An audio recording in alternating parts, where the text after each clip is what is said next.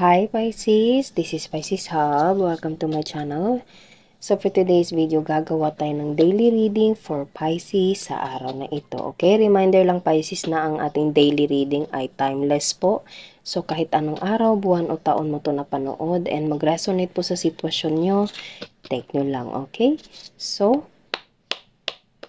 reminder lang Pisces na ito ay general reading. So pwede pong mag-resonate, pwede pong hindi, okay? And ang gender po ay welcome sa ating channel. Lahat ng gender, babae, lalaki, LGBT man yung nanonood o yung mga taong dinidil ni Pisces. Basta mag-resonate po sa sitwasyon nyo po and sa taong dinidil nyo, yung mga lalabas na cards natin ngayon, take nyo lang. Okay? So, alamin natin kung ano yung magiging mensahe, gabay, advices, or posibleng mangyari for Pisces sa araw na ito.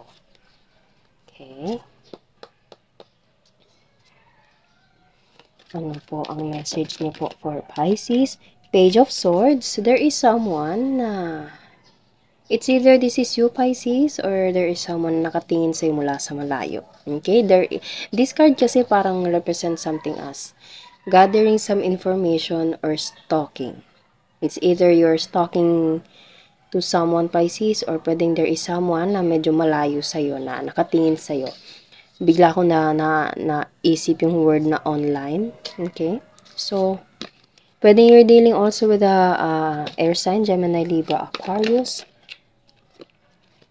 Oh, Six of Cups. This person is, you have a emotional connection with this person from your past. Okay? And pwedeng nangi-stalk itong taong to sa'yo, Pisces, or pwedeng ikaw, and there's a big possibility na merong communication na darating sa'yo, okay? Pwedeng ito ay, bigla ko naisip yung word na kumusta, okay? So, pwedeng this person is mangungumusta sa'yo, and meron kayong special bond ng taong to from your past, okay?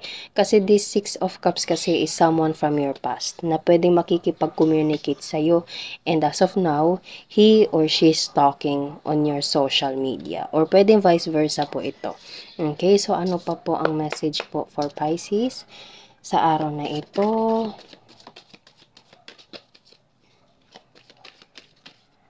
Ayun, so ang dami nito, Pisces.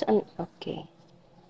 Hindi ko alam. Sige, kunin natin tong si The Devil card. Kunin natin yan. Kasi siya yung unang lumabas. So, this person is medyo merong pagka-narcissist. Or, pwede din namang this person is obsessed with you. Okay? Or pwedeng you are obsessed with this person. Kasi, this card kasi, kung hindi naman to about narcissist, okay, manipulative, cheating, betrayal, or whatever, toxic, personality, behavior ng taong to, pwede din namang obsession. This person is obsessed with you or you are obsessed with this person, kaya nangi-stalk ka sa kanya or kaya nangi-stalk siya sa'yo. Okay? And there's a communication, there's a parang kumusta. Okay? Kumusta, how are you? Ganun yung eksena ng taong to sa'yo, Pisces. And again, meron kayong connection, special bond with this person, lalo na't meron tayo ditong parang kadena na nakatali sa dalawang tao na nandito. Okay, so marami talagang lumalabas na cards. Kunin natin tong si Two of Pentacles. Pero there is something na parang nagdadalawang isip. Pwedeng siya, pwedeng ikaw yung parang alam mo yun, tinitimbang niya pa or ikaw tinitimbang mo kung ano yung decision na gagawin mo regarding with the situation. Okay? So, pwedeng this person is hindi niya alam kung magre-reach out ba siya sa'yo, pero ang sigurado dito is nakatingin siya sa'yo sa social media. Okay? And this person is obsessed with you or you are obsessed with this person. Okay? And alam mo yun, this card represents something as Two of Pentacles, nagdadalawang isip or making a decision. This decision is parang malaki. Kumbaga, big step to sa kanya or big step to sa'yo, Pisces. Okay? So, ano pa po ang message po for Pisces regarding with this person, especially person from his or her past?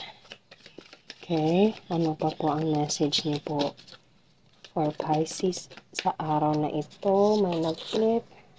Oh, Three of Pentacles, Pisces. After the Two of Pentacles, Three of Pentacles agad-agad. Okay, so this person, pwedeng meron kayong special connection ng taong to, Pisces. It's either yung relationship nyo is humantong sa kasalan, okay?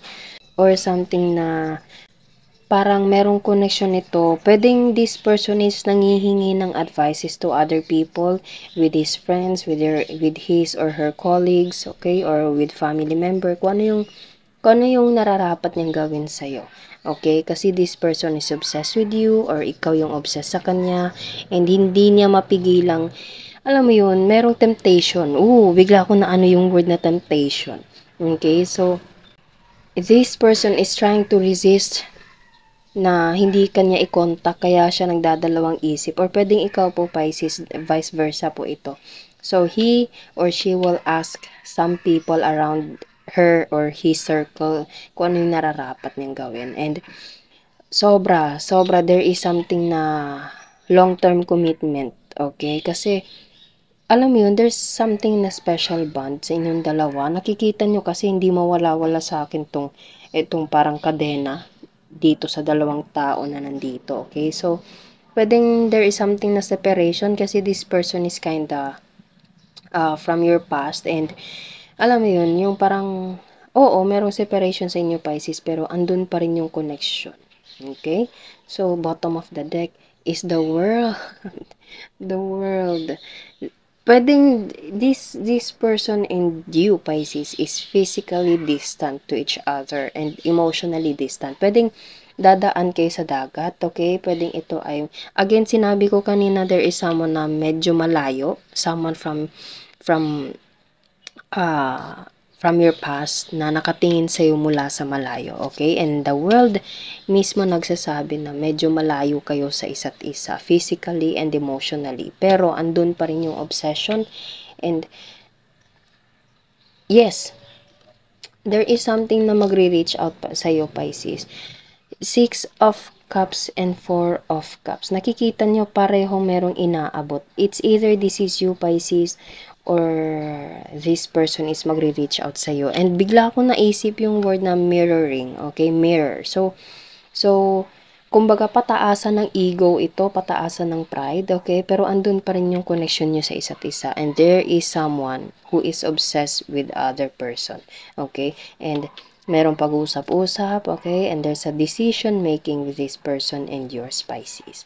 Okay? And there is the world. You have to just go with the flow. Okay? Kung ano man yung decision ng taong to or kung ano man yung decision mo, Pisces, again, it's still up to you kung, alam mo yun, kung ano yung magiging reaction mo or big decision na gagawin mo regarding with the situation, Pisces, okay? So, kuha tayo ng mga initials, random words, kung ano or sino po yung konektado sa reading ni Pisces. Sa araw na ito, merong naghulog dito, meron tayong dalawa, kuha pa tayo. Ayun, so, letter R and letter H. Okay. Pangarap, matangkad, letter G, blonde, letter, pwede merong letter, kamag-anak, okay, kamag-anak, kapatid, maputi, conversation, yes, maliit ang ilong, and letter U. Okay? So, yun lang po, Pisces, ang ating reading sa araw na ito. Naway nagustuhan nyo po. Huwag nyo po sanang kalimutan na mag-like at mag-subscribe po sa ating channel. And click the bell button, Pisces, para ma-notify po kayo sa next videos na i-upload natin. Okay? Thank you, Pisces, and God bless.